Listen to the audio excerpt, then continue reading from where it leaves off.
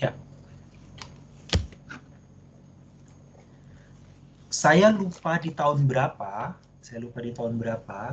Profesor Miller itu melanjutkan dengan personal tax. Ya. Ini Profesor Miller yang sama dengan orang yang membahas yang dengan Profesor Modigliani, gitu ya.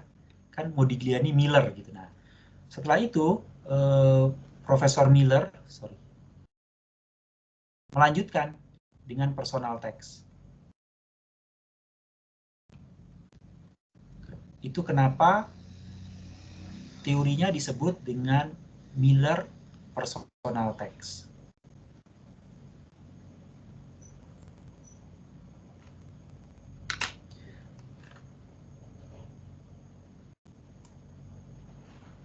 Konsepnya Profesor Miller itu seperti ini nih.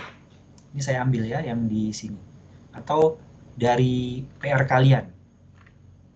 Dari PR kalian saya ambil.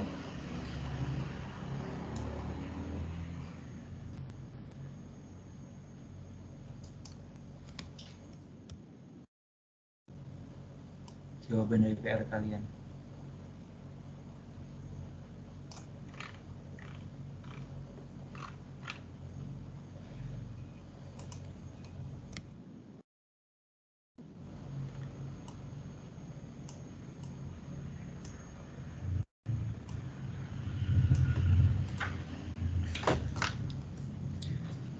Miller berpikirnya gini nih.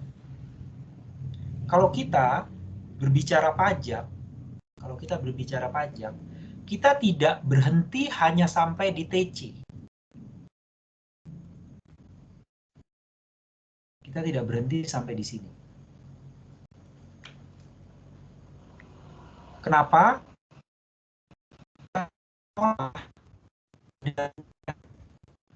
Gue ini totalnya namanya EBIT. Gue ini namanya EBIT.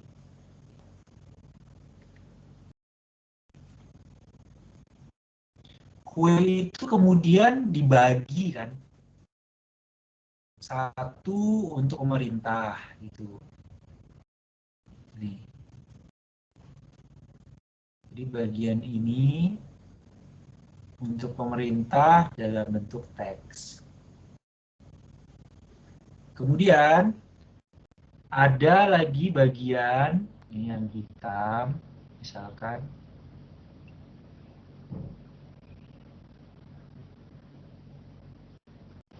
ini untuk stockholders. Ada bagian lain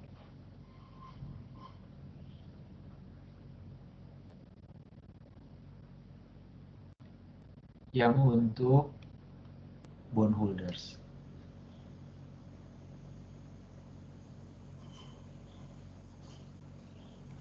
Ini menurut Profesor Miller nggak cukup. Kenapa? Pajak itu tidak saja corporate tax. Kenapa? Karena ketika perusahaan membayar interest, ini yang 2,7, dibayar ke bondholder, ini kena pajak lagi. Yang disebut dengan TB. Pajak atas interest yang dibayarkan kepada bondholder. Artinya, bagian dari bondholder ada lagi nih kepotong nih. Ini dipotong pajak. Yang stockholders ada lagi. Dipotong lagi nih. Dipotong untuk pajak. Jadi kalau ini dibagikan dalam bentuk dividen, ini kan dibagikan dalam bentuk dividen kepada shareholders.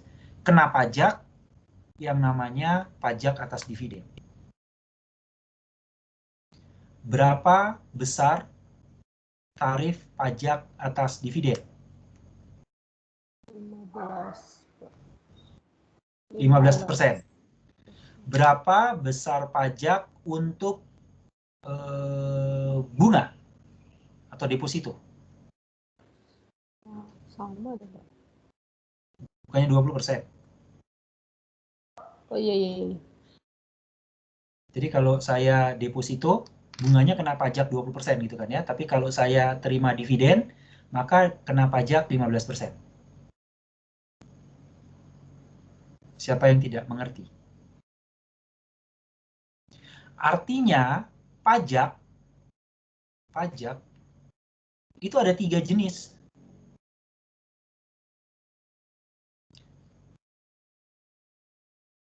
Ada TC, ada TB, ada TS.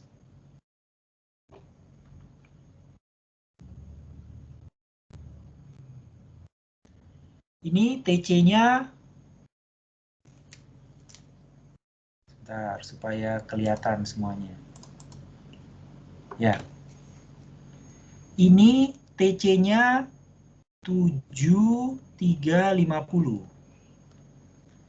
Ini TC-nya 6405.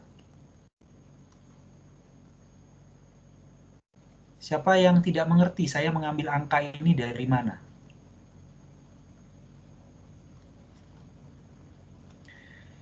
Ini TB-nya 0. Ini TB-nya berapa? Kalau seandainya TB-nya 20%.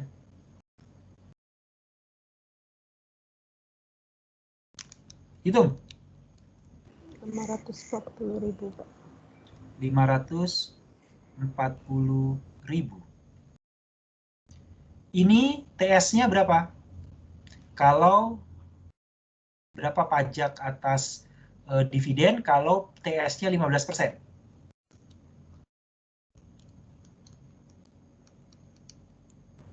2.047.500.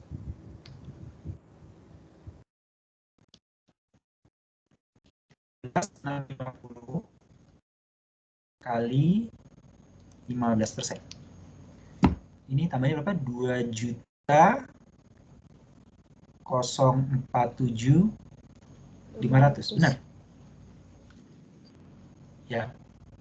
500 ya.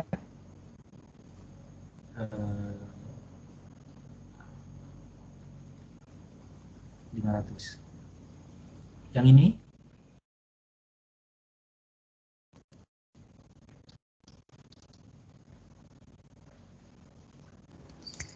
Rp1.784.250. 1.784.250. Oke. Coba sekarang di total berapa nilainya?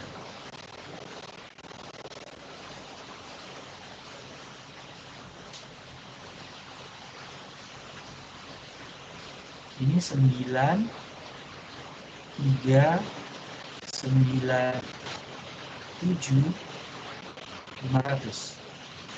Ini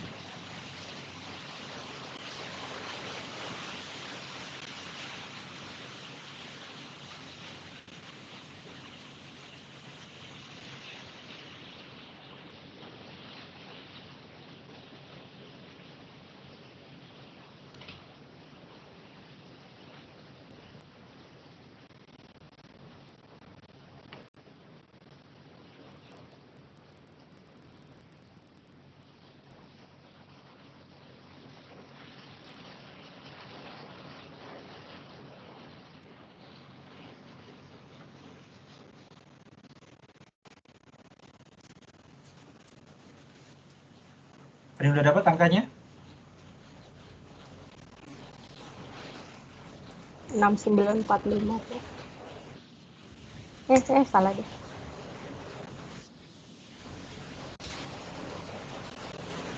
Masa 6? 8729200, Pak. 8.729.200. Gitu. Ya. Jadi mana yang lebih menguntungkan?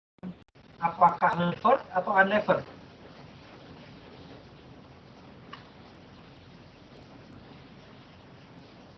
Jawabannya apa? Kalau melihat dari Kenapa lepot? Kalau dilihat pajaknya lebih kecil. Ya, betul. Karena pajak itu konsepnya adalah cash outflow, keluar dari perusahaan.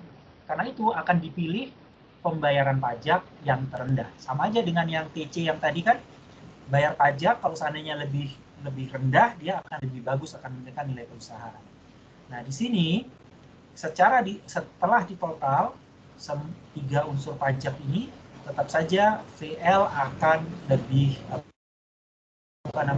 lebih menguntungkan. Hanya kalau kalian lihat perbedaannya semakin kecil. Kalau ini kan 73 dengan 64, ini 93 ke 787 gitu kan ya. Coba lihat. Delta TC-nya berapa nih sekarang?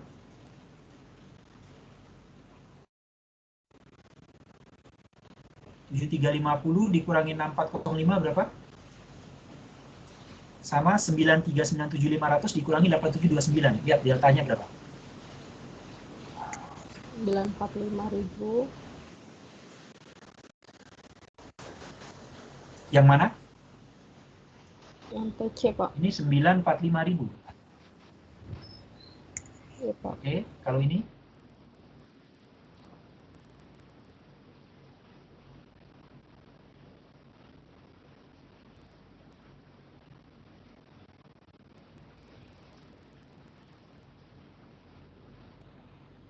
(263.250).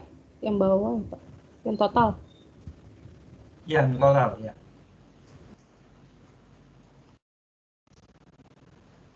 (9397500) dikurangi 879.200.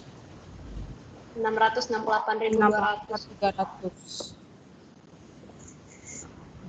668.300. 300.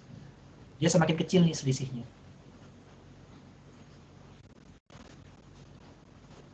300. Ya. Lihat ya. Kalau HTC selisihnya 945, tapi begitu digabung dengan personal tax-nya dia lebih kecil selisihnya, 668. Nah, keuntungan piutang itu, keuntungan dari tax shield itu semakin kecil kalau ada personal tax. Kenapa? Karena pengurangan pembayaran pajaknya tidak sebesar kalau hanya TC. Kalau hanya TC pengurangannya 945. Itu kenapa tax shield-nya kan semakin besar artinya. Tapi begitu ada personal tax, pengurangan pajaknya cuma 668.300. Tax shield-nya tidak sebesar kalau hanya TC. Itu konsepnya Miller ketika menentukan mana yang lebih optimal gitu ya. Sama juga kalau seandainya VL-nya ada alternatif VL2 gitu misalkan ya. Ada utang tapi tingkat utangnya berbeda. Maka harus dihitung nih. Dan konsepnya benar. Mana pilih yang memberikan pembayaran pajak terkecil. Kalau di sini secara total 8729 lebih kecil dibandingkan dengan 9397 karena itu yang dipilih adalah VL bukan VI. Nanti kalau misalkan ada VL1, ada VL2, kalian hitung lagi berdasarkan Miller personal tax mana yang akan dipilih gitu ya. Ini kan dari sisi pembayaran pajak. Bagaimana dengan hitungan nilai perusahaannya gitu ya. Nah, kalau yang hanya TC,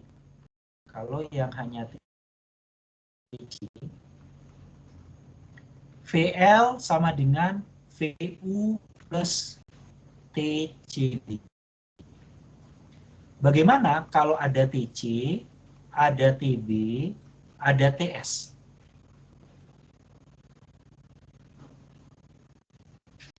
Itu VL-nya bagaimana menghitungnya, gitu kan ya? Nah, Miller melihat faktor TC kali B.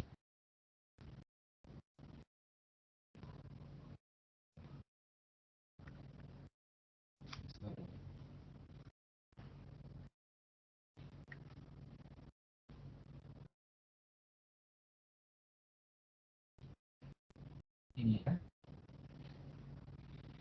TC saja. Nah, faktor TC. Faktor TC ini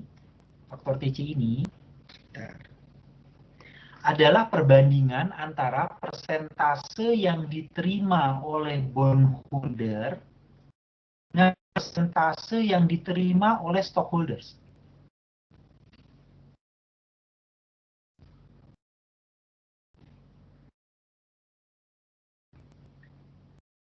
Dari mana TC ini? TC adalah persentase yang diterima oleh bondholder dengan yang diterima oleh stockholders. Oke.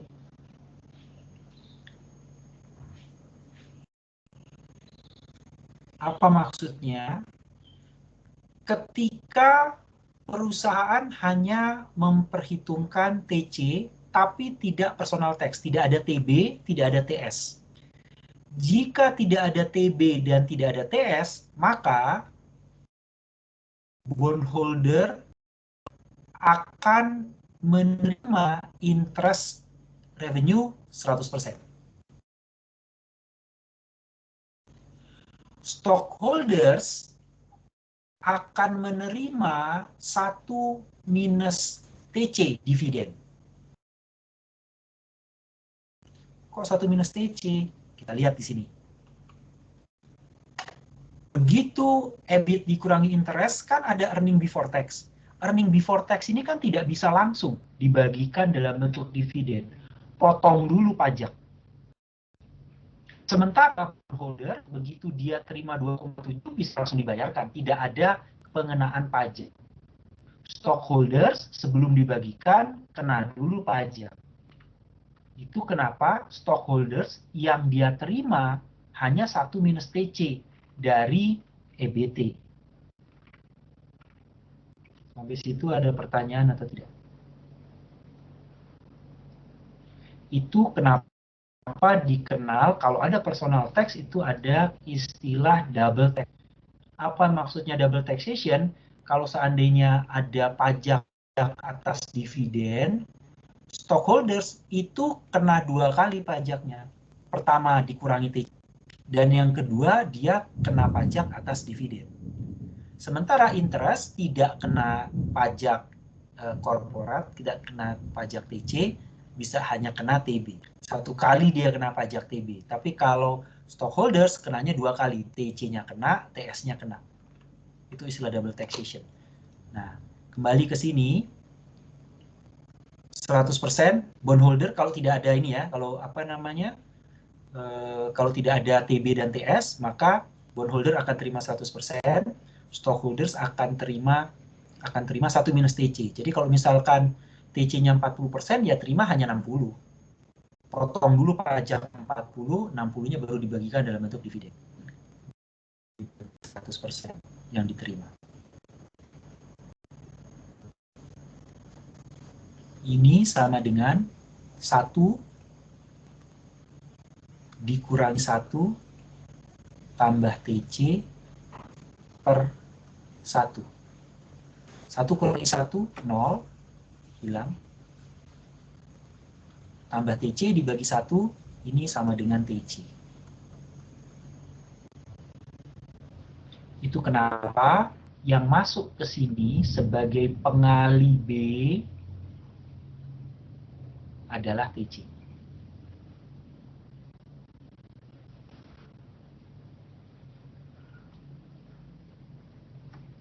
Bagaimana kalau ada TB dan TS?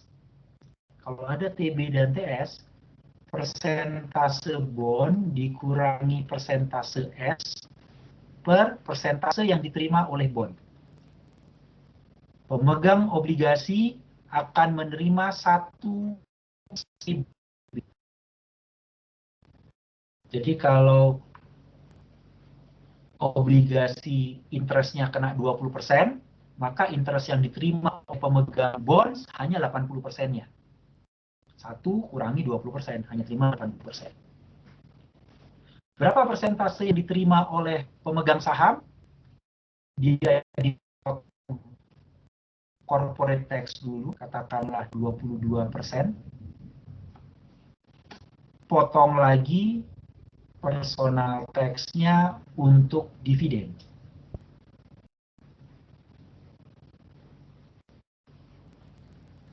Dibagi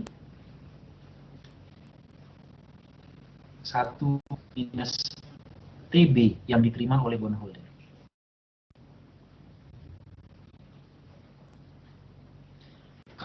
Kalau disederhanakan, 1 minus TB dibagi 1 minus TB itu 1.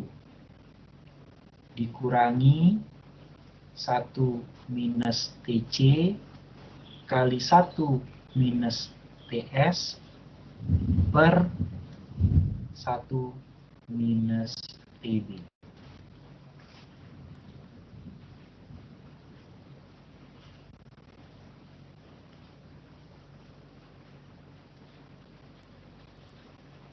Sehingga kalau ada personal tax, maka menurut Prof. Miller, VL sama dengan VU plus.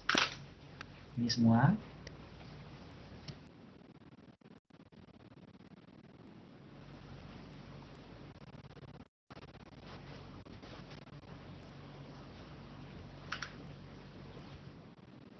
Dikali dengan B.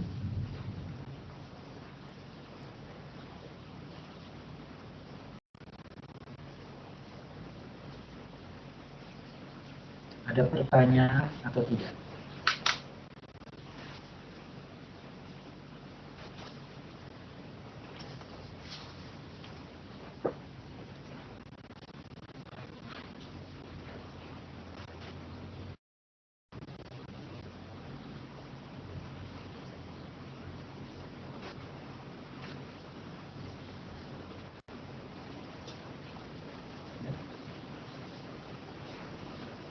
Ini dia rumus untuk apa namanya? Kalau memasukkan personal tax. Jadi bukan TCB, bukan TC aja ya. Kalau ini kan TC dikali B gitu ya. Karena TC-nya diganti seluruh faktor ini nih, 1 minus TC, 1 minus TS dibagi 1 minus TB sekali.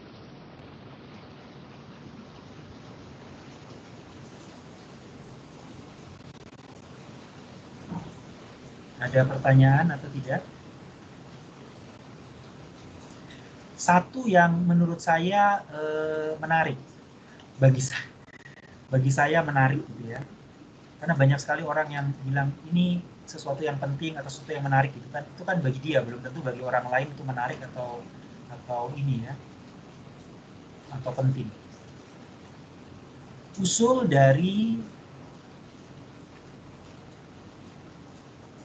dari Ross mengaplikasikan Miller.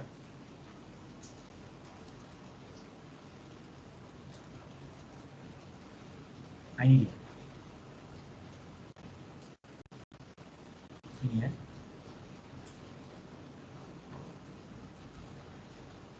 Oke. Nomor 1. Bagaimana kalau TS sama dengan TB?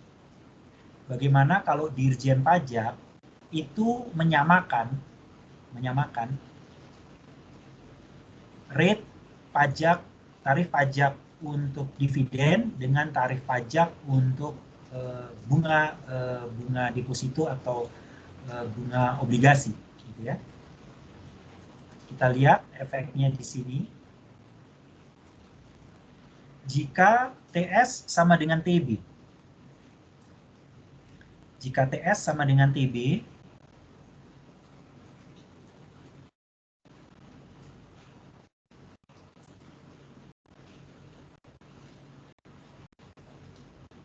apa yang terjadi di rumus ini?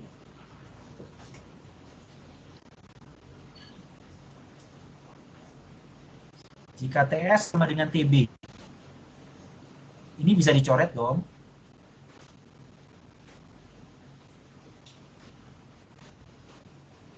Ya tidak? Iya. Kan Ya. TS sama dengan TB. Iya. 1 kurang Coret. 1 dikurangi TC kan sama dengan TC. Iya.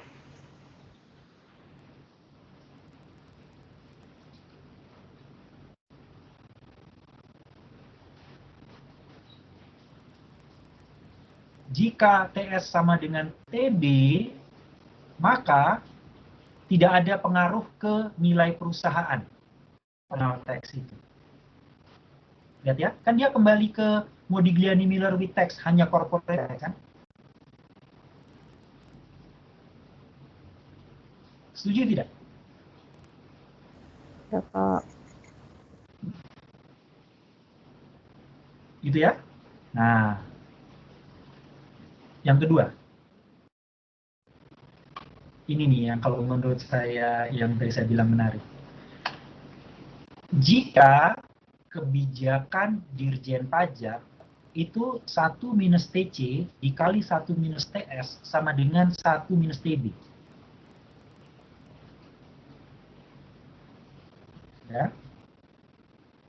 Ya. Saya potong aja ya. Supaya kalian. Bagaimana kalau kondisinya kebijakan yang diterapkan Dirjen Pajak itu ini. 1 minus TC kali 1 minus TS sama dengan 1 minus TB. Apa yang terjadi di sini?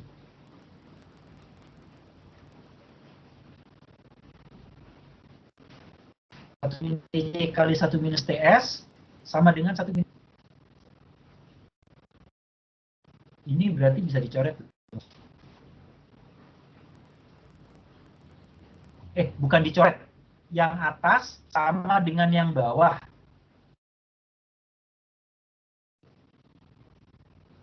Ya tidak? Ya, Pak.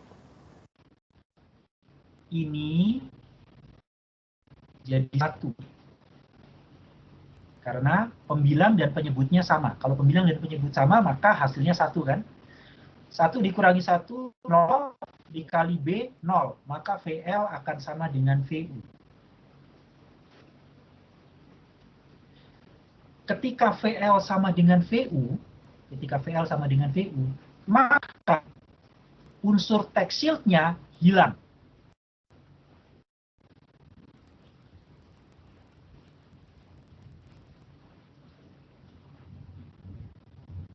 Kenapa ini menarik?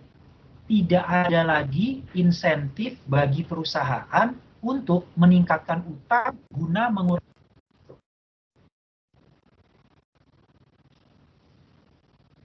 Dengan membuat 1 minus TC kali 1 minus TS sama dengan 1 minus TB. Ini arah yang sangat berbeda ketika DJP bilang bahwa, oh karena ada unsur TCB, karena ada unsur ini, maka saya akan membatasi B-nya.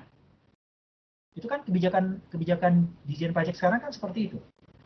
Supaya perusahaan tidak memanfaatkan tax shield, maka saya membatasi B maksimum tadi berapa? 4:1 ya? Yang kalian sebutkan kemarin. Gitu kan ya?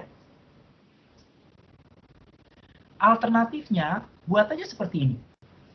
Ketika berlaku seperti ini, maka otomatis efek dari tax shield perusahaan tidak lagi bisa memanfaatkan tax shield untuk meningkatkan nilai perusahaan. Itu kenapa saya bilang konsep ini menarik, gitu ya. Karena merupakan alternatif tanpa susah-susah mengatur berapa jumlah utang yang maksimumnya segala macam. Dengan menyamakan ini, maka dia bisa. Tapi memang sulit sih, gimana mencari tarif pajak yang bisa memenuhi persamaan ini. Tapi setidak-tidaknya ide ini menarik. Ya, oke. Itu nomor 2. Ya. Nah ini yang kebanyakan biasanya TB-nya lebih kecil dibandingkan dengan TS-nya, sehingga biasanya TB-nya lebih tinggi dibandingkan dengan TS-nya gitu ya.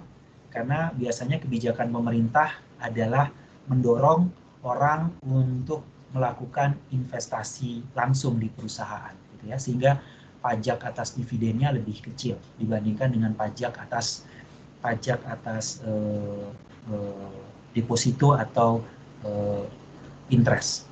Oke. Miller personal tax, ada pertanyaan atau tidak? Nah, bagaimana hitungannya? Di Excel, tadi ini sudah ya. Jadi ini TC berapa? Nah ini tadi sudah kita bahas nih. Ini dia. Sorry. Dipilih yang paling rendah. Tapi selain itu menggunakan Miller personal tax kita bisa mengubah nih VL sama dengan VU plus yang tadinya TCB, lebih lengkapnya seharusnya 1 minus 1 TC ini ya. Kalau TS-nya jadi 0, TB-nya jadi 0, maka rumus ini akan kembali ke VL sama dengan VU plus TCB.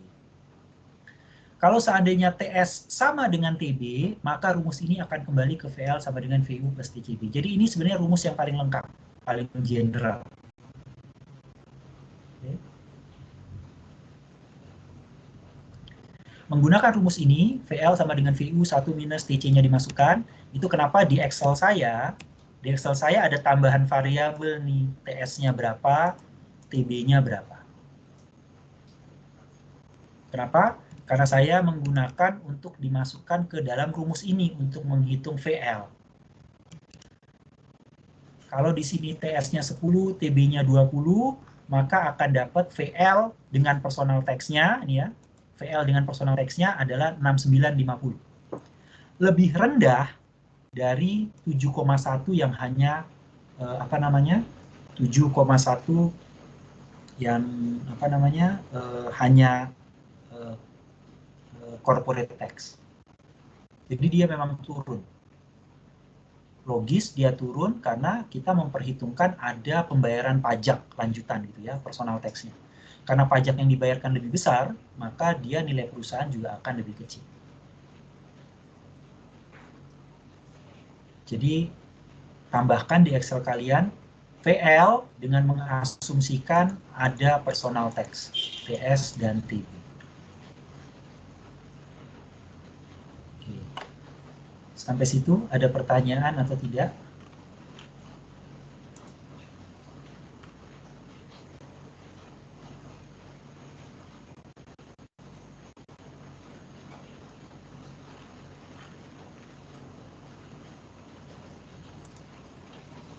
Baik, kita masih punya waktu.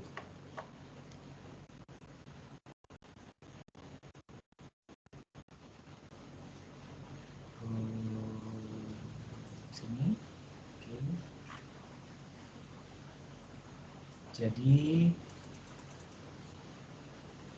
ini yang personal taxes ya, itu nomor 8. Saya dahulukan karena sebenarnya personal taxes-nya Miller itu masih nyambung dengan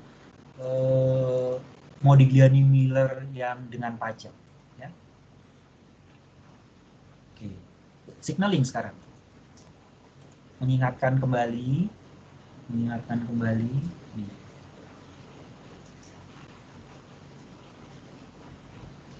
Modigliani Miller no tax. Tidak ada struktur modal yang optimal, semuanya sama. Mau berutang, mau tidak berutang, sama. Mau berutang sedikit, mau berutang banyak, sama nilai perusahaan. Gitu kan ya? Kesimpulannya tidak ada yang optimal. With tax, berutanglah sebanyak-banyaknya untuk memanfaatkan tax shield. Static trade-off, ada trade-off nih. Kalau utangnya tinggi, tax shield-nya memang tinggi, itu benefitnya. Tapi cost of bankruptcy-nya besar. Sehingga kita cari keseimbangan antara bankruptcy cost dengan tax shield yang membuat RWACC terendah, nilai perusahaan tertinggi. Itu kesimpulan dari static trade-off. Jadi ada nih yang optimal, yang membuat RWACC perusahaan rendah, dan nilai perusahaan tertinggi. Miller personal tax, pajak jangan hanya corporate tax. Ada juga yang namanya personal tax, dan itu harus masuk ke dalam perhitungan kita. Konsepnya sama. Struktur modal yang optimal adalah struktur modal yang membayar pajak paling rendah. Jadi kalau ada pilihan, beberapa pilihan struktur modal, pilih mana yang pembayaran pajaknya, dan maksudnya tidak hanya TC-nya ya, tapi TC, TB, TS yang memberikan pembayaran yang membayar pajak terendah. Pada saat pembayaran pajaknya paling rendah, maka nilai perusahaan paling tinggi. Ya.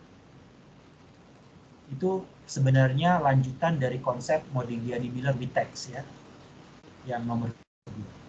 Okay. 1 sampai 4, ada pertanyaan atau tidak?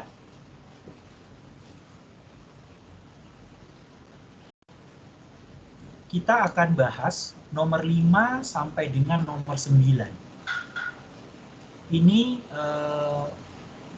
penjelasan lengkapnya bisa di buku. Penjelasan lengkapnya bisa di buku. Tapi saya akan menjelaskan dasar dari 3 teori.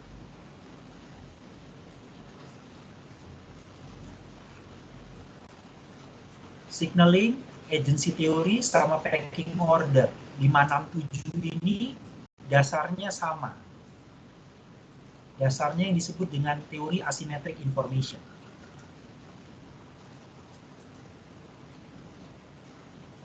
Apa itu asymmetric information? Asymmetric. Kami satu.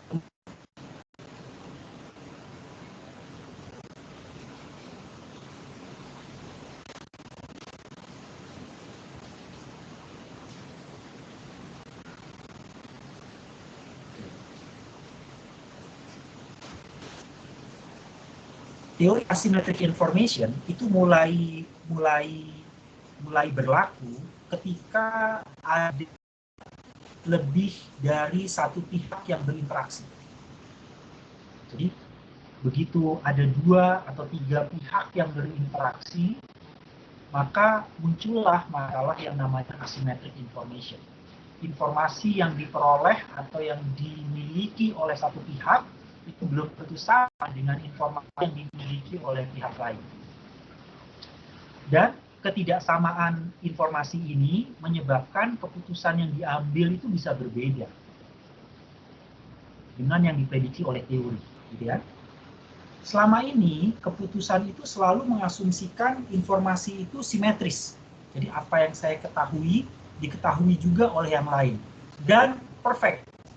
Yang namanya perfect itu artinya semua informasi itu diberikan. Ya. Jadi kalau bicara information, ada istilahnya perfect, imperfect. Perfect, imperfect itu bicara jumlah informasi dan kualitas informasi. Jadi kalau misalkan informasinya ada 10, tapi yang diberikan ke saya cuma 7, maka itu imperfect information. Tidak semua informasinya saya terima. Gitu ya. Tapi yang namanya asimetrik itu, kalau misalkan ada informasi 10, saya punya 10, teman saya punya 8, itu antara saya dan teman saya nggak sama tuh informasinya. Itu yang namanya kondisi asimetrik. Yang namanya imperfect dan asimetrik, informasinya 10, saya dapat 7, teman saya dapat 6, jadi misalkan. Itu imperfect, asimetrik. Siapa yang tidak mengerti? Oke. Kenapa saya bicara imperfect dan asymmetric information? Karena dalam proses pengambilan keputusan, kita selalu mengambil keputusan dalam kondisi yang asimetrik dan imperfect. Selalu. Sementara teori itu selalu mengasumsikan informasi itu perfect dan simetrik. Ya. Ini contohnya, Modigliani-Miller, Miller personal tax, semuanya hitungannya adalah hitungan perusahaan. Dan mengasumsikan informasi yang dimiliki perusahaan juga dimiliki oleh investor luar. Padahal sebenarnya belum tentu. Gitu. Contoh lain.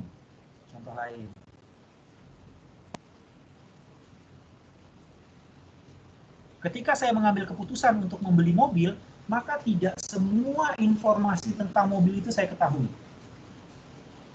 Kalaupun saya diberikan informasi keseluruhannya semuanya saya cari gitu ya, belum tentu saya dapatkan semua informasi.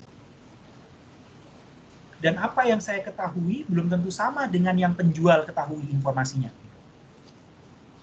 Ketika saya berhubungan dengan penjual, bisa saja ada informasi yang penjual ketahui, saya tidak ketahui. Itu namanya kondisi asimetrik. Dan belum tentu seluruh informasi saya terima, itu namanya imperfect. Nah, sekarang kita lihat, kalau bicara khusus asimetrik, kalau kita bicara saat ini adalah T0. Saat ini.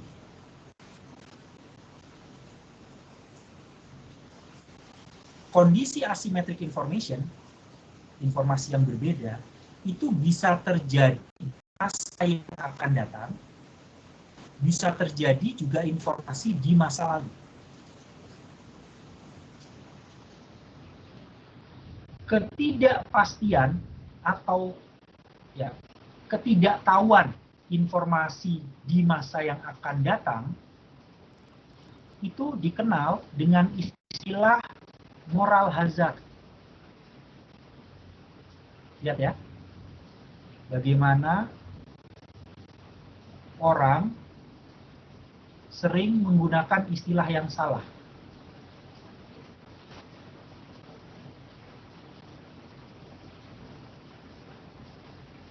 Jadi moral hazard itu adalah kondisi asymmetric information di masa yang akan datang.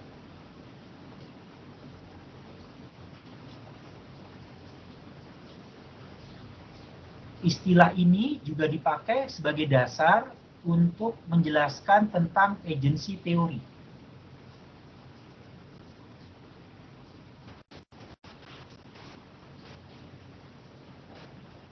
Sementara asymmetric information atau ketidakpastian informasi di masa lalu itu istilahnya adalah adverse selection.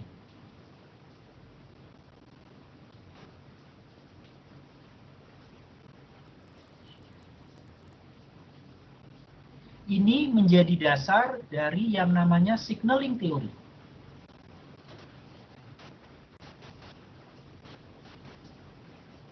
Teori sinyal.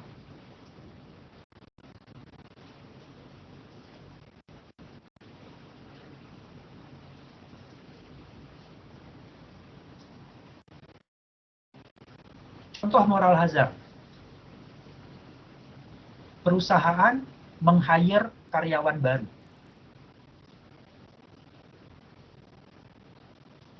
Apakah karyawan tersebut akan rajin di masa yang akan datang?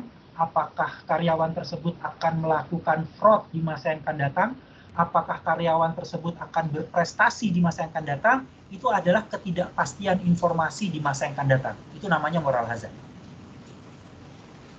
Karyawan bisa melakukan apa saja yang kita tidak bisa ketahui saat ini.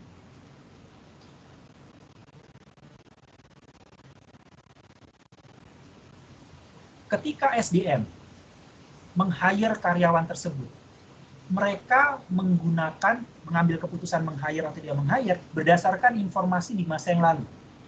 Itu kan ngomongin adverse selection. Apakah semua informasinya lengkap diberikan? Akan memberikan seluruh informasi tentang karyawan tersebut. Jadi, perusahaan tidak tahu bagaimana kondisi karyawan tersebut di masa yang lalu. Bagaimana kinerjanya di masa yang lalu. Apa yang ditulis di CV belum tentu mengungkapkan semua informasi tentang karyawan tersebut di masa yang lalu. Kondisi itu namanya adverse selection.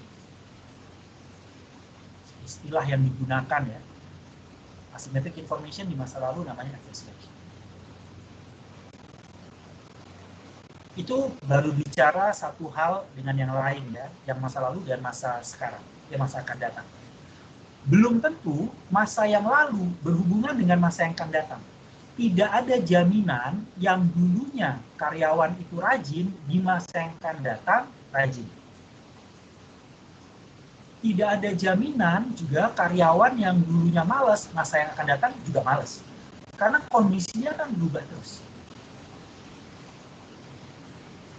Oke. Hanya masalahnya banyak sekali keputusan yang harus dibuat saat ini di T0 walaupun kita tidak punya informasi atau tidak lengkap informasinya atau tidak sama informasinya atau tidak jelas informasinya masa lalu dan masa yang akan datang. Contoh lain, ketika kalian masuk ke bilik suara untuk memilih calon pemimpin atau kepala daerah atau memilih calon di DPR atau DPRD, memilih gubernur, memilih bupati, memilih presiden. Anda berada di bilik pemilihan suara itu di T0 sekarang. Apakah kalian mengetahui semua informasi tentang kandidat di masa yang lalu? Tidak. Apakah kalian tahu apa yang akan dikerjakan oleh kandidat setelah kalian pilih? Tidak. Perusahaan asuransi ketika menerima polis yang baru, jadi maksudnya ada aplikan, jadi ada orang yang apply atau mendaftar untuk asuransi mobil. Apakah perusahaan asuransi tahu riwayat bagaimana orang tersebut menyetir di masa yang lalu? Tidak. Apakah perusahaan asuransi tahu bagaimana perilaku orang tersebut di masa yang akan datang setelah perusahaan menyetujui asuransi mobilnya? Tidak juga. Apakah dia akan lebih ugal-ugalan? Apakah dia lebih hati-hati? Pas lalu berapa kali dia nabrak? Berapa kali dia mobilnya kecelakaan? Nggak ada yang tahu. Tapi masalahnya keputusan harus diambil sekarang. Semua teori yang berlaku itu biasanya mengasumsikan informasinya perfect dan simetrik. Jadi kita tahu kondisi di masa lalu, kita tahu juga kondisi masa yang datang dia akan gimana. Dan semua informasi kita dapat. Sayangnya kondisi itu tidak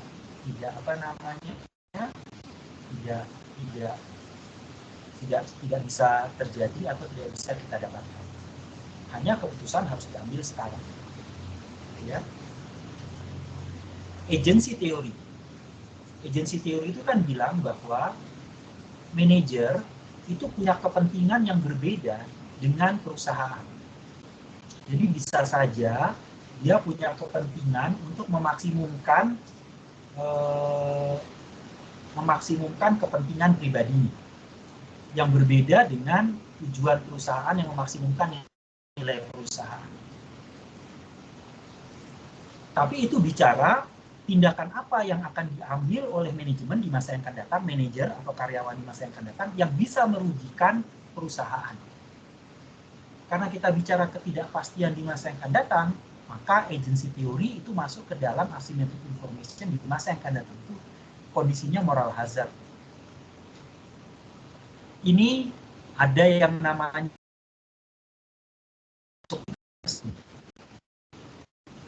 apa maksudnya kontrak teori?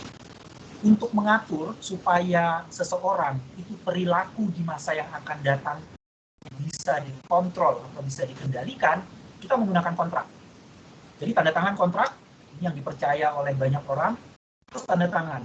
Kalau mau jadi kandidat, tanda tangan bahwa tidak akan melakukan apa. Nah itu orang yang menggunakan kontrak teori itu percaya bahwa ketidakpastian di masa yang akan datang bisa dikendalikan menggunakan kontrak. Tulis semua kontraknya, tulis apa semua kondisinya dalam kontrak dan yang boleh, yang tidak boleh, aturannya semuanya harus tulis. Maka masalah ketidakpastian itu bisa hilang. Ada kelemahannya juga, tidak semua kondisi bisa masuk. Dan apakah kontrak itu mengikat atau tidak tergantung juga. Kalau ternyata punishment-nya tidak seberat yang saya duga, maka ada kemungkinan saya akan melanggar kontrak tersebut. Ya. Insentif teori.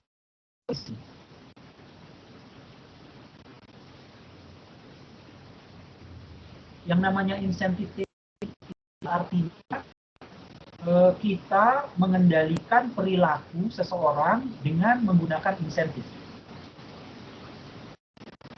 Kalau manajemen atau karyawan itu dibayar hanya menggunakan gaji, maka mau perusahaan untung, mau perusahaan rugi, karyawan atau manajernya oh, mau untung, mau rugi, saya tetap dapat gaji. Supaya lebih align dengan perusahaan, maka remunerasi atau pendapatan karyawan itu dihubungkan dengan keuntungan perusahaan. Itu namanya bonus. Itu insentif teori. Kenapa muncul? Supaya karyawan atau manajer memiliki dorongan, punya dorongan untuk menghasilkan profit. Dan itu align dengan tujuan perusahaan. Perusahaan ingin profitnya maksimum. Atau kalau misalkan perusahaan tujuannya adalah memaksimumkan nilai perusahaan atau memaksimumkan equity, maka bonus diberikan dalam bentuk shares atau kepemilikan saham. Sehingga perusahaan manajer atau karyawan bekerja seolah-olah dia memiliki perusahaan. Itu kan insentif namanya. Itu semua masuk ke sini untuk mengendalikan ketidakpastian di masa yang akan datang. Nah, kalau signaling beda, itu untuk menghilangkan ketidakpastian tentang informasi di masa yang lalu. Ya. Signaling, dari kata signal, sinyal. Jadi orang menilai seseorang, jadi seseorang itu dinilai dari tindakan apa yang diambilnya di masa yang lalu. Tindakan itu adalah sinyal. Tapi syaratnya, kalau nanti kita bicara teori signaling, yang namanya sinyal itu harus kredibel dan tidak mudah ditiru. Jadi kredibel, mahal atau tidak murah, dan tidak mudah untuk ditiru. Contoh,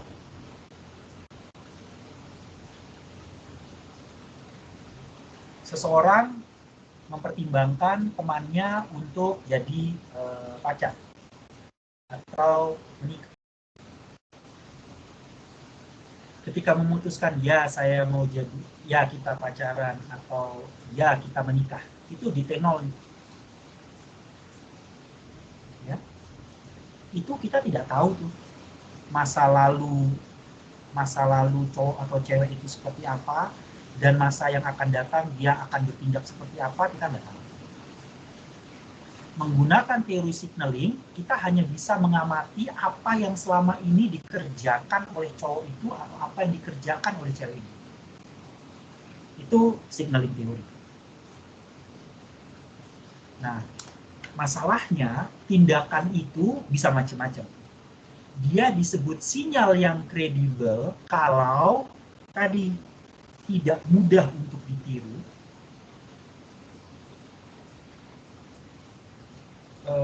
biayanya besar, baru disebut kredibel. Kalau sesuatu bisa dikerjakan dengan mudah, itu bukan sinyal yang kredibel. Jadi kalau cuma sekedar WA atau SMS, sudah makan atau belum, perhatian yang sifatnya mudah, itu bukan sinyal. Kenapa? Biayanya nggak besar. Ya.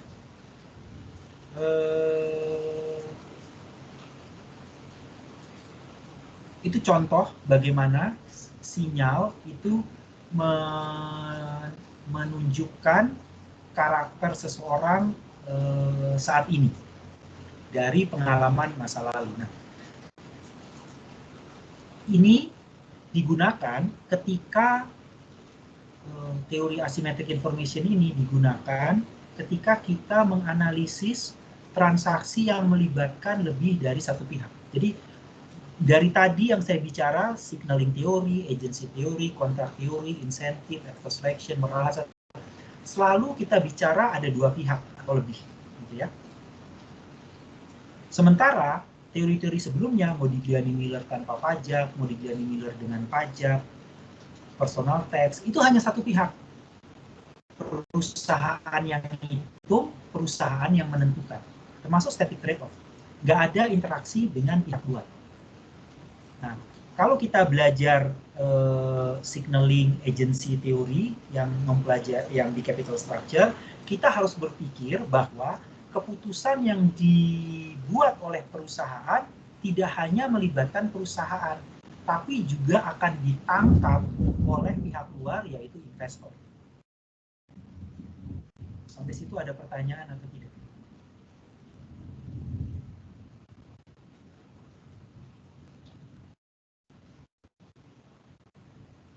Oke, dasarnya itu. Dengan dasar itu kita lihat sekarang teorinya ya. Yang pertama signaling.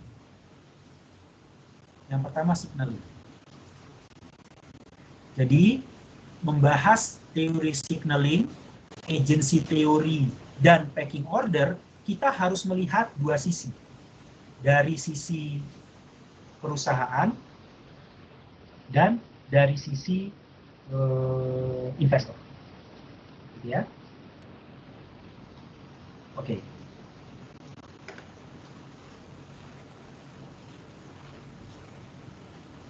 Ini dia contohnya.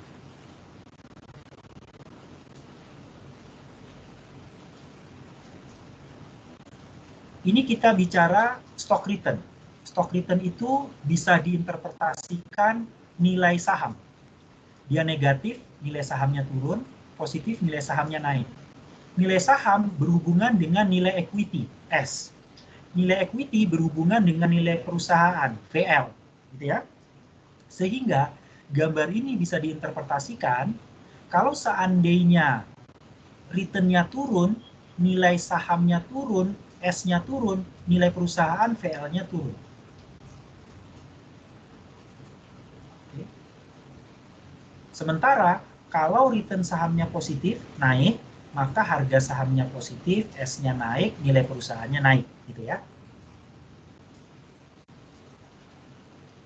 Kalau kita melihat kerangkanya dari teori simetrik yang apa namanya tidak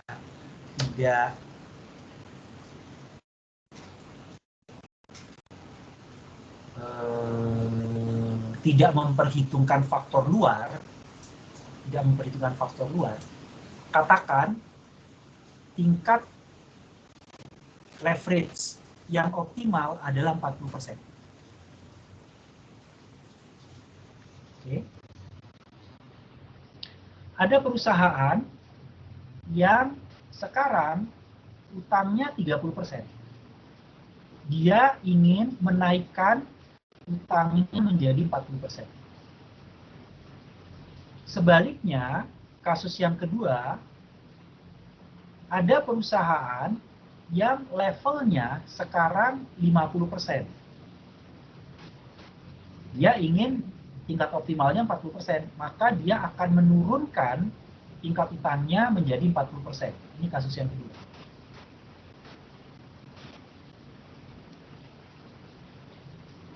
Kalau kita hanya melihat dari gambar static trade-off, nilai perusahaan optimal di 40%. Ini L-nya, optimal di 40%. Maka yang 30 ketika menjadi 40 naik nilai perusahaannya. Yang 50 turun menjadi 40 naik nilai perusahaannya. Kenapa? Karena mereka semua menuju ke arah titik yang optimal.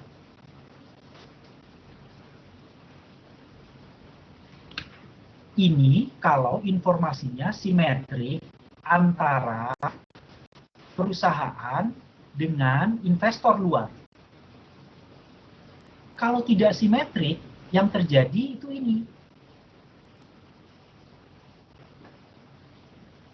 Leverage decreasing over itu artinya perusahaan yang menurunkan utangnya, sementara leverage increasing over adalah perusahaan yang meningkatkan utangnya. Jadi yang leverage increasing itu yang tadi dari 30 menjadi 40. Yang leverage decreasing itu yang dari 50 menjadi 40. Ternyata menurut penelitian, perusahaan yang menurunkan utangnya,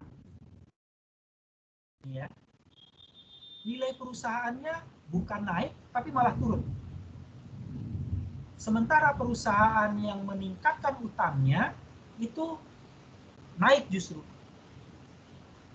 Bayangkan kalau seandainya perusahaan yang menaikkan utang itu kondisinya sudah lewat nih. Dia 50, dia naikin lagi menjadi 60. Kalau menurut static trade-off, yang tadinya 50, kalau optimalnya 40, 50 naik ke 60, maka nilai perusahaan akan turun, gitu kan? Tapi pada kenyataannya, ketika perusahaan 50 ini menurunkan utangnya menjadi 40%, nilai perusahaan bukannya naik, malah turun. Kenapa? Menurut signaling teori, ketika perusahaan itu menurunkan utangnya, itu tanda perusahaan tidak yakin dia mampu membayar utangnya atau memenuhi kewajibannya di masa yang akan datang. Itu yang namanya asymmetric information. Orang menangkap bahwa menurunkan utang itu tanda bahwa perusahaan tidak yakin akan kemampuannya di masa yang akan datang. Itu adalah sinyal yang ditangkap oleh investor. Sementara investor menangkap bahwa perusahaan yang meningkatkan utang itu tandanya dia yakin kemampuan untuk membayar utangnya di masa yang akan datang. Akibatnya dari investor dia justru akan menilai kalau perusahaan nambah utang karena makin yakin kinerjanya bagus, nilai perusahaannya dianggap akan lebih tinggi. Itu kenapa gambarnya seperti ini. Sementara kalau perusahaan menurunkan utang, investor akan menangkap itu sebagai sinyal negatif. Kenapa dia nurunin utang ya? Apa karena dia nggak mampu? Atau dia tidak yakin akan kemampuan memenuhi kewajiban di masa yang akan datang? Nggak mampu membayar utangnya. Itu justru akan membuat nilai perusahaan turun. Itu sinyal.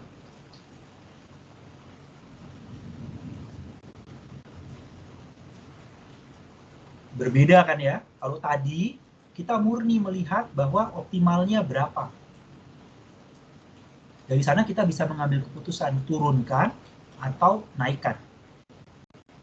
Tapi teori signaling, hati-hati kalau mengambil tindakan, hati-hati kalau mengambil keputusan atau mengumumkan sesuatu.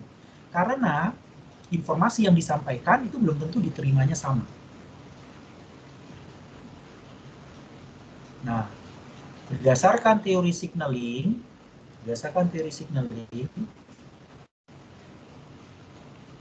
utang itu adalah sinyal yang kredibel. Karena nggak main-main perusahaan kalau menambah atau mengurangi utang. Kalau dia menambah utang dan dia tidak mampu bayar, maka kemungkinan besar perusahaan itu akan bermasalah. Bahkan bisa pilot gitu ya. Sehingga tadi ya memenuhi. Apakah dia sinyal yang kredibel? Mahal? Ya, nggak bisa main-main dengan utang. Nambah utang, nggak mampu bayar, bangkrut dia. Ini apakah bisa dengan mudah ditiru? Nggak bisa juga.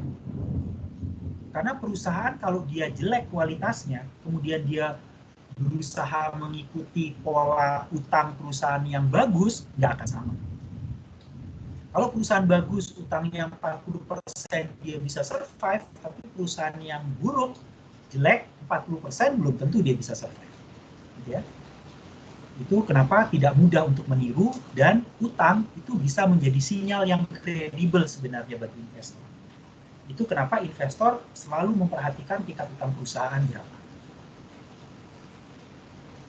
Ada pertanyaan atau tidak?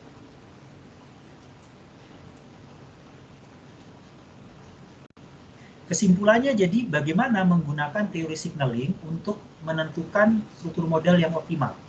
Jawabannya adalah struktur modal yang optimal tergantung dari kemampuan perusahaan untuk menghasilkan laba atau kinerja keuangannya.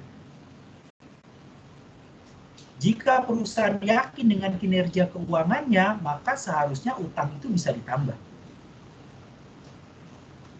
Kalau seandainya perusahaan merasa bahwa kinerja keuangannya tidak bisa mensupport utang yang sekarang, maka seharusnya utangnya dikurangi.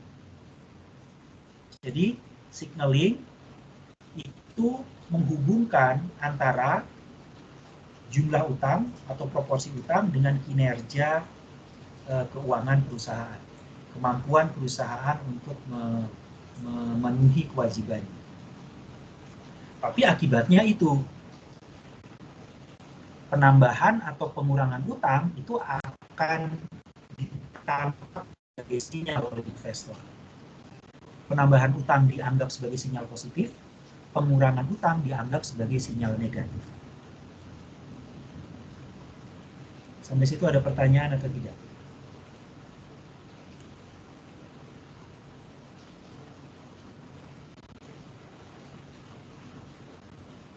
Itu signaling.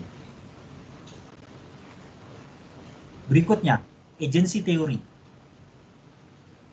A note on agency cost of equity ya. Agency theory, ada yang namanya shirking, perquisite, and bad investment. Shirking, ingat ya, kalau kita ngomongin agency theory, ingat kerangka berpikirnya. Agency theory, ketidakpastian informasi di masa yang akan datang terkait dengan tindakan. Jadi moral hazard tidak harus selalu berhubungan dengan etika ya. Orang kan selalu menghubungkan moral hazard itu tindakan yang unethical, gitu kan ya. Kan selama ini, ada kemungkinan moral hazard. Kalian menangkapnya bahwa ada kemungkinan dia melakukan fraud, dia melakukan sesuatu yang tercela atau kesalahan di masa yang akan datang. Tidak. Ya. Moral hazard itu lebih ke arah ketidakpastian tindakan atau keputusan yang diambil di masa yang akan datang. Bisa baik, bisa buruk, gitu ya. Nah, agency theory masuk ke sana. Itu artinya utang digunakan untuk mengendalikan tindakan manajemen di masa yang akan datang. Itu cara berpikirnya. Kalau kita lihat di sini, manajemen itu cenderung melakukan shirking, perquisite, dan bad investment. Apa itu? Penjelasannya ada di bawah nih. Ini shirking. Ini perquisite. Shirking itu malas-malesan. Manajemen itu cenderung untuk malas-malesan. Itu shirk namanya. Kalau bisa santai, kalau saya bisa nggak kerja, kenapa saya harus kerja keras, gitu ya. Perquisite. Perquisite itu menggunakan fasilitas kantor berlebihan. Ya. Kalau pergi menggunakan first class atau business class, gitu misalnya. Padahal perginya sama aja gitu ya, tapi dia memilih yang lebih mahal. Fasilitas hotel, fasilitas lain, tunjangan, segala macam. Itu kalau dia berlebihan itu namanya perquisite.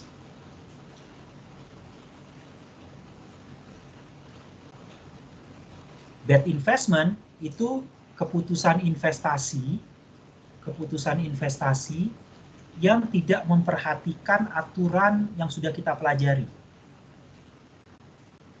NPV positif, kan kita bilang terima jika NPV-nya positif. Gitu. Belum tentu manajemen itu mengambil keputusan investasinya positif, NPV-nya positif diterima. Kadang-kadang negatif diterima juga, gitu ya. Nah, pertanyaannya, apa hubungannya agency theory? Apa hubungannya tindakan manajemen yang malas-malasan, menggunakan fasilitas berlebihan, kemudian mengambil keputusan investasi yang salah, gitu ya,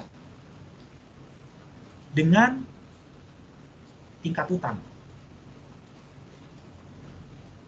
Penghubung antara agency theory dengan capital structure itu ada di bagian free cash flow. Ini kenapa dibahas khusus di free cash flow.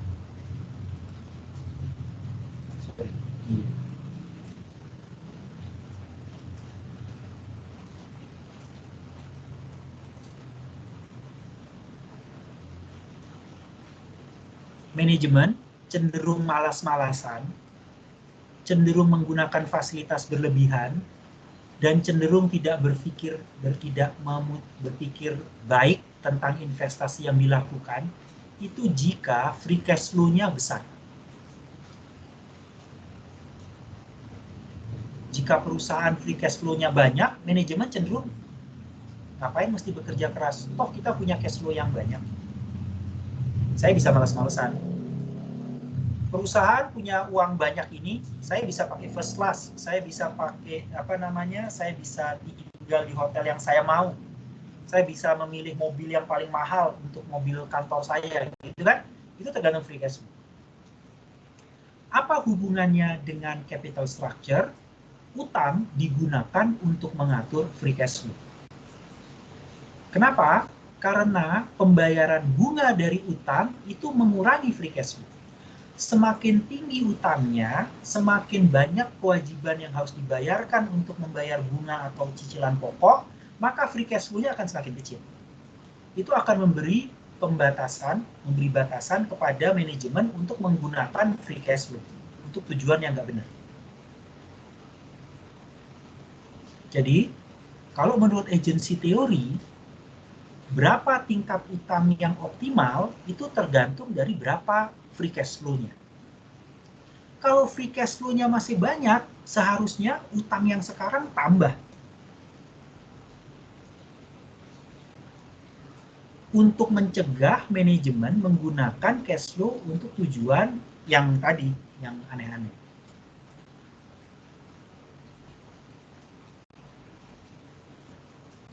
Kalau ternyata setelah utangnya ditambah free cash flow-nya masih tinggi, tambah lagi utangnya. Itu kenapa biasanya dengan pertimbangan free cash flow, ini kalau kita ngomongin agency ya, jadi yang namanya agency theory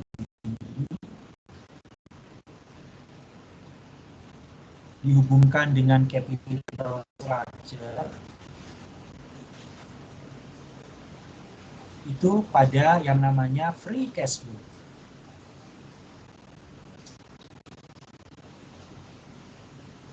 Sehingga biasanya gini nih, kalau ini adalah static trade-off, ini menggunakan static trade-off. Perusahaan optimal nilainya di sini. Nah, biasanya menggunakan agency teori digeser nih sedikit ke sini.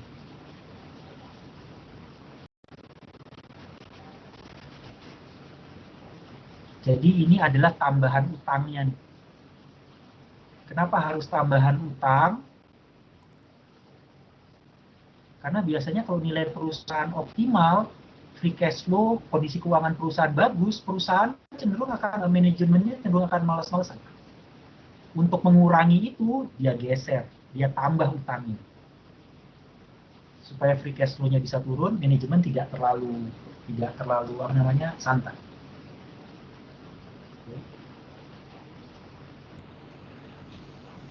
Tapi ingat, kalau kita bicara di sini,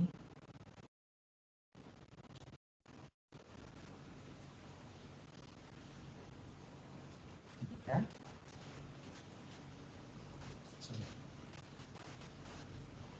kalau kita bicara di sini, ini yang hijau, ini saya pindahkan maksudnya yang di sini ya. Ini leverage, ini leverage.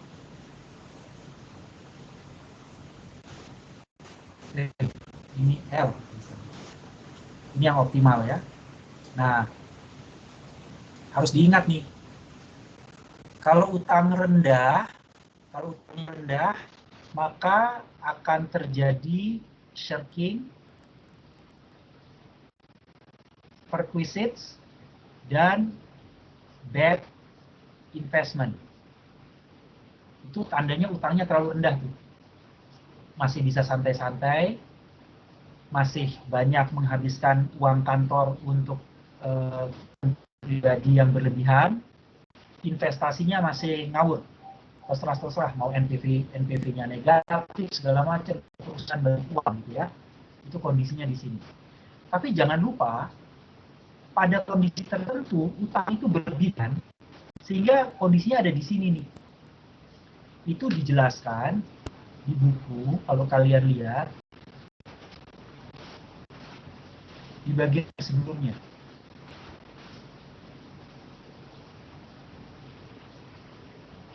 Di chapter 16.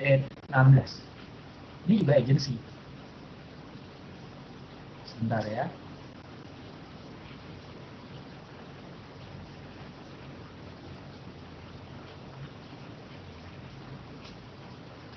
Ini masih 16, 17 yang bankruptcy. Nah, ini.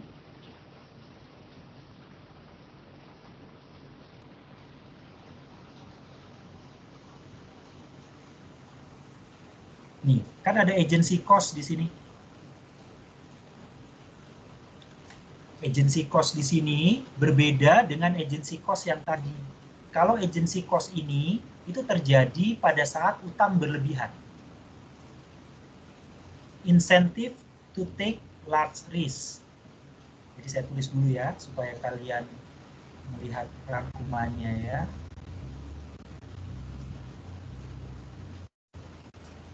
High risk.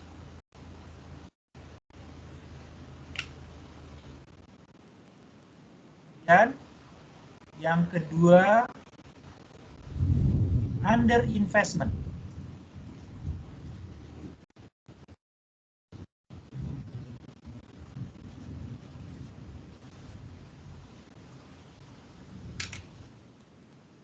Yang ketiga, milking the property.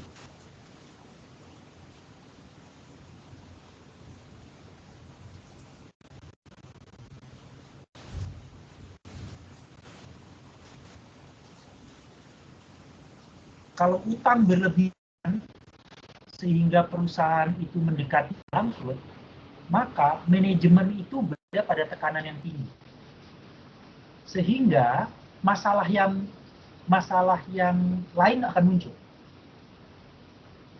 Ini ada berlaku ketika perusahaan mendekati kebangkrutan, saking tingginya utang. Manajemen cenderung mengambil tindakan yang high risk. Kenapa high risk? Seperti orang yang berjudi, semakin dia kalah, maka taruhan yang berikutnya akan semakin besar. Dan dia berani mengambil risiko yang besar. Kenapa? Perusahaan mau bangkrut. Kalau saya berhasil, saya akan menyelamatkan perusahaan. Kalau gagal, ya gagal sekalian. Itu high risk.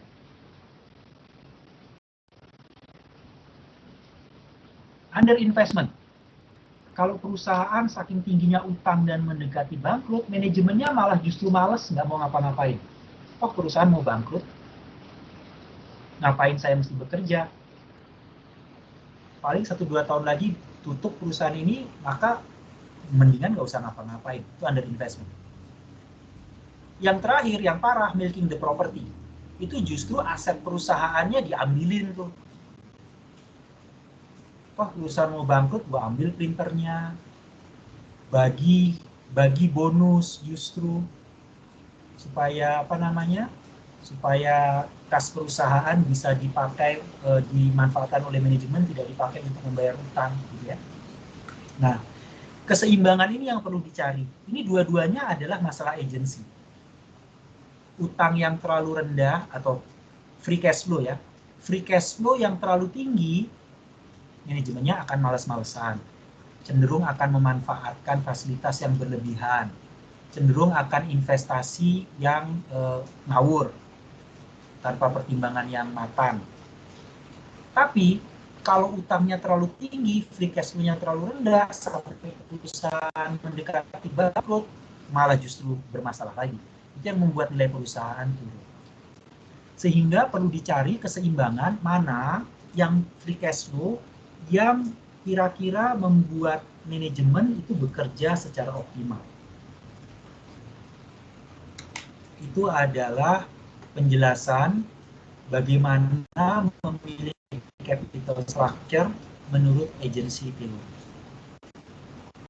Sampai situ ada pertanyaan?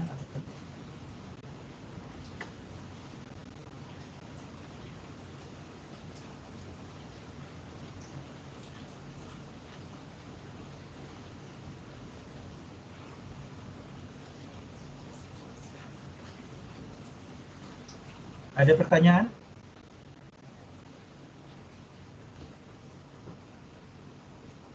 Nggak ada? Oke. Teori yang berikutnya, packing order. Tahu pack ya? Pack itu adalah gerakan yang dibuat oleh angsa atau ayam ketika mencari makan, mematuk. Konsep ketika melakukan packing, jadi ketika mematuk itu kan biasanya ayam atau bebek itu ngambil makanan yang paling dekat dengan dia. Nggak mungkin dia nyari jauh terus dia ngambil makanan, nggak. Biasanya kan namanya packing itu kan yang dekat-dekat dia dulu dimakan, nanti makanan yang sudah habis baru dia akan bergerak ke tempat lain untuk mencari makanan. Nah, konsep itu digunakan sebagai nama untuk menggambarkan manajemen itu mencari sumber dananya dari yang paling mudah terlebih dahulu. Tadi kita bicara capital structure nih. Kita pertanyaannya adalah kalau saya punya investasi, punya opportunity untuk melakukan investasi, uangnya dari mana? Saya mau bangun pabrik, uangnya dari mana? Maka yang pertama kali yang dilakukan oleh manajemen menurut packing order adalah mencari sumber dana yang paling mudah. Oke. Itu kenapa aturan di packing order, ini ada rules of packing order. Yang pertama, yang paling mudah adalah dana internal. Dana internal dari mana sumbernya? Retain earning. Retain earning itu kan net income yang tidak dibagikan dalam bentuk dividen, jadi masih ditahan oleh perusahaan. Jadi sumber dana utama kalau seandainya perusahaan itu membutuhkan dana, pakai dana internal. Use internal financing. Ada pertimbangan yang lain. Kalau saya mencari dana keluar, ada kemungkinan terjadi asymmetric information. Serba salah nih saya nih, kalau saya cari dana keluar. Kalau saya mencari dananya dari menambah equity, nanti disangka saya tidak yakin dengan kemampuan keuangan perusahaan. Nilai perusahaan akan turun, serba salah. Kalau saya menggunakan utang, ya kalau saya mampu bayarnya. Padahal kondisi sekarang nilai nilai utangnya sebenarnya sudah tinggi. Saya ingin menambah nilai perusahaan, tapi jika utangnya sudah terlalu tinggi, justru akan bermasalah bagi perusahaan. Jadi kan serba salah kalau mencari dana dari luar. Itu alasan yang kedua. Jadi dana internal nomor satu, mudah untuk didapat. Dan yang kedua, menghindari masalah asymmetric information. Turun ke aturan nomor 2, kalau seandainya dana internalnya habis. Kalau dana internalnya habis, maka mau nggak mau harus cari dana eksternal, cari dana eksternal kan. Nah, pilihan antara utang dan equity, dia akan pilih utang. Kenapa? Karena tadi masalah asymmetric information, kalau perusahaan mencari dananya dari saham, maka dipersepsikan pasti nggak yakin akan kondisi keuangan di masa yang akan datang. Untuk memahami ini, kita balik sekarang. Kalian jadi manajemen. Kalian yakin proyek ini akan berhasil. Kalau kalian yakin proyek ini akan berhasil, kalian akan gunakan utang atau saham untuk mendanai. Utang aja, Pak. Utang. Kenapa utang? Cost-nya lebih rendah. Cost-nya lebih rendah. Dan saya yakin bisa bayar karena saya proyeknya berhasil. Nah, pertanyaannya sekarang, kalau seandainya Anda sebagai manajer, kalian sebagai manajer tidak yakin proyek ini akan berhasil, pakai utang atau pakai saham?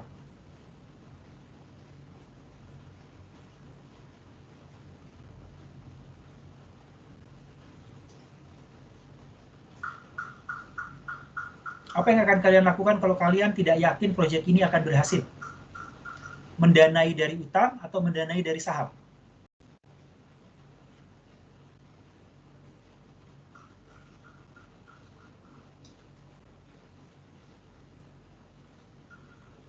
Pakai utang, iya atau tidak? Iya kalau proyeknya berhasil. Kalau gagal? Iya juga sih, Pak. Kalau pakai saham, biayanya tinggi, ya nggak? Iya, iya. Itu kan kalian mau bahasnya kayak itu kan? Saya nggak mau pakai saham, kenapa? Biayanya lebih tinggi daripada utang. Tapi kan bentuknya dividen. Kalau dia gagal, boleh nggak saya nggak bagi dividen? Boleh. Boleh, Pak. Boleh kan? Kan dividen bisa dibagikan, bisa tidak. Biayanya tinggi memang. Tapi kalau seandainya saat ini saya nggak bagi dividen karena proyeknya gagal kan tidak apa-apa. Nah, logika itu ditangkap oleh investor.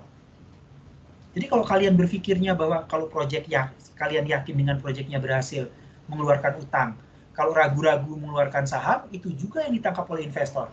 Oh, kalau ada manajemen yang mencari dana menggunakan saham, artinya dia tidak yakin gitu. Itu kenapa aturan nomor 2 dari packing order, kalau seandainya terpaksa dana internalnya habis, terpaksa mencari dana dari luar, maka yang diutamakan adalah utang dulu. Kalau nggak bisa, baru saham sebagai pilihan terakhir. Oke. Yang penting adalah implikasinya nih sekarang. Tidak ada target leverage-nya mau berapa. Kenapa? Karena tergantung ketersediaan. Ada dana internal, pakai dana internal. Kalau nggak ada, baru dari luar. Kalau dari luar, syukur-syukur dapat utang. Kalau enggak, ya equity, gitu kan. Akibatnya, manajemen yang menggunakan konsep packing order itu nggak punya struktur yang optimal berapa, nggak ada. Percuma juga dia menetapkan, saya maunya 40% gitu misalkan. Oh, tapi dananya ada internal, pakai internal, maka 40% akan turun. Karena kan artinya equity-nya akan bertambah. 40% optimalnya, sekarang udah optimal 40%. Tapi dana internalnya habis. Apa yang dia gunakan? Utang dulu. Dapat utang, berarti naik kan utangnya lebih dari 40%. Jadi, menggunakan packing order tidak bisa menentukan target leverage berapa, itu nggak bisa. Karena tergantung ketersediaan dana. Implikasi yang kedua, perusahaan yang profitable, yang menguntungkan, itu justru menggunakan utangnya lebih sedikit. Kenapa?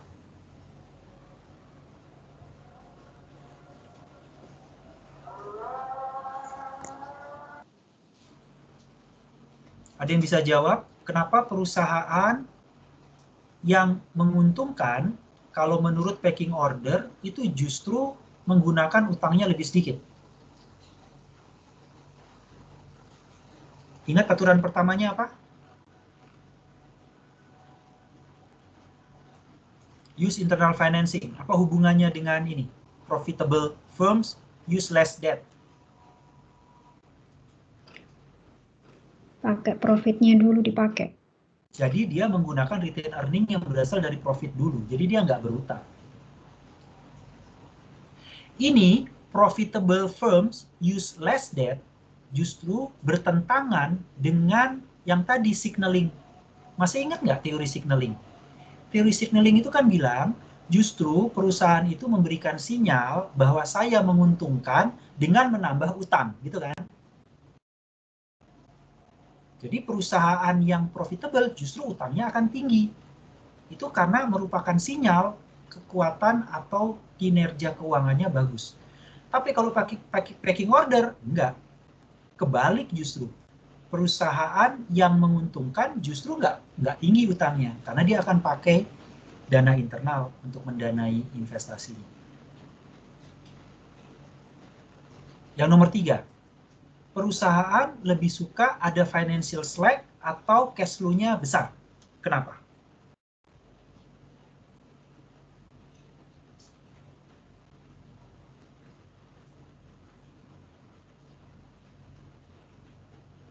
Apa jawabannya?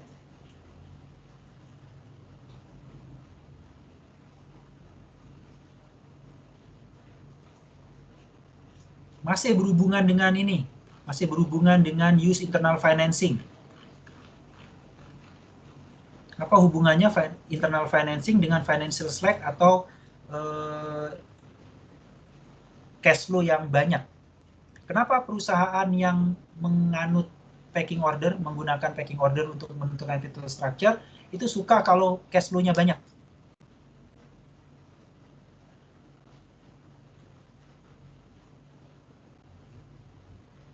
Siapa bisa jawab?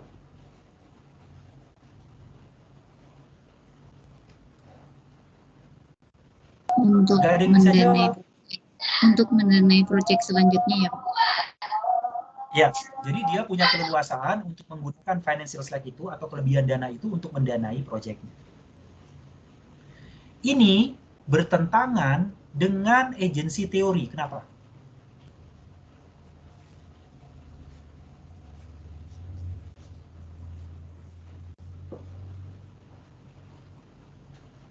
Agency teori suka financial slack tidak? Tidak, Pak. Kenapa tidak? Memunculkan yang tadi shirking, perquisites, dan bad investment. Jadi manajemennya akan malas-malesan, akan justru menggunakan financial slack ini untuk kepentingan pribadi gitu ya.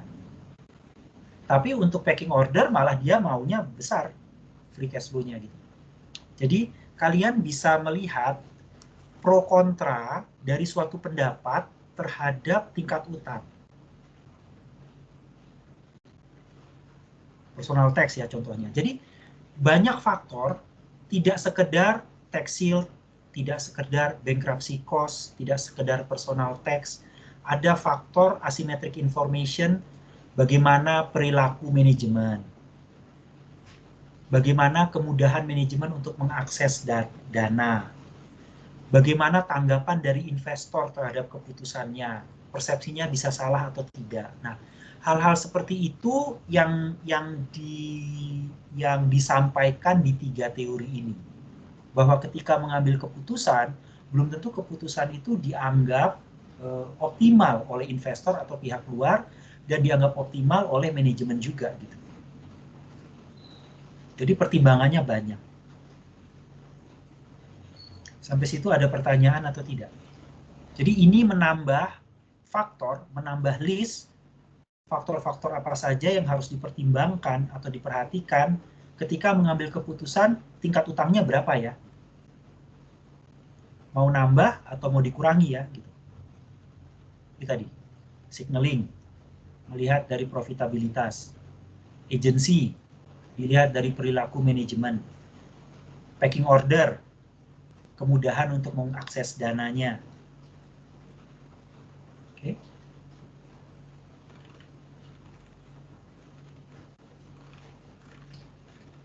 Ada pertanyaan?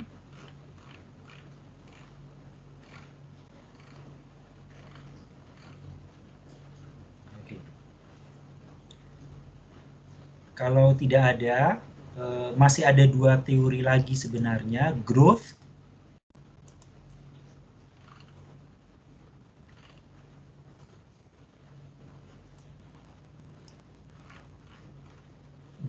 dan empirical atau practice. Ini akan kita bahas di pertemuan berikutnya ya. Kita berhenti sampai di packing order. Oke.